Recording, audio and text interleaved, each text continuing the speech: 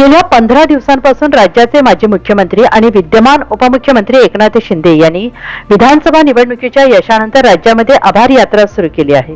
कोल्हापूरच्या अंबामातेचे दर्शन घेऊन सुरू झालेली ही यात्रा 14 फेब्रुवारी रोजी नाशिकमध्ये येत असून या यात्रेच्या निमित्ताने उपमुख्यमंत्री एकनाथ शिंदे यांची हुतात्मा अनंत कान्हेरे मैदानावर भव्य आभार सभा आयोजित करण्यात आलेली आहे। या सभेला जिल्ह्यातून जास्तीत जास्त शिवसैनिकांनी उपस्थित राहावं यासाठी शालेय शिक्षण मंत्री दादा भुसे यांच्या उपस्थितीत आढावा बैठक घेण्यात आलेली आहे।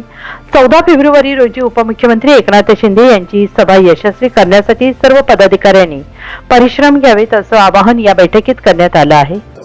मुख्य नेते महाराष्ट्राचे लोकप्रिय उपमुख्यमंत्री माननीय एकनाथजी शिंदे साहेब नुकत्याच विधानसभेच्या ज्या काही निवडणुका संपन्न झाल्या त्या निवडणुकींच्या महायुतीच्या माध्यमातून जे भरघोस यश महायुतीला मिळालं त्याच्या प्रित्यर्थ मतदार राजांचे आणि महाराष्ट्राच्या जनतेचे आभार मानण्यासाठी माननीय एकनाथजी शिंदे साहेब राज्यव्यापी आभार दौरा संपन्न करतायत। साधारणपणे कोल्हापूरपासून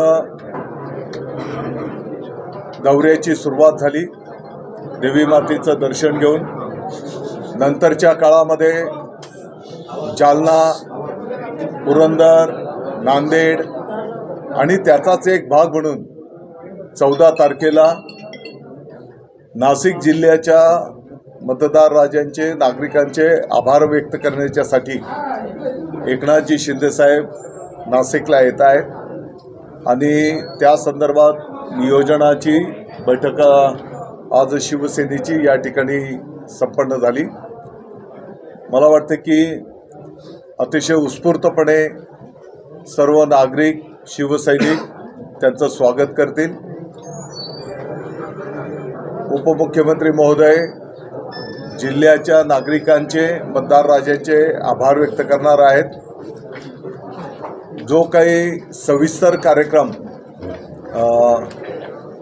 चेकआउट केला जाईल त्याची माहिती तुम्हाला उद्या परवापर्यंत दिली जाईल। या बैठकीला आमदार सुहास कांदे, पक्षाचे सचिव भाऊसाहेब चौधरी, उपनेते अजय बोरस्ते, विजय करंजकर, महानगर प्रमुख प्रवीण तिदमे, आमदार किशोर दराडे यांच्या शिवसेनेचे माजी नगरसेवक, पदाधिकारी आणि शिवसैनिक मोठ्या संख्येने उपस्थित होते।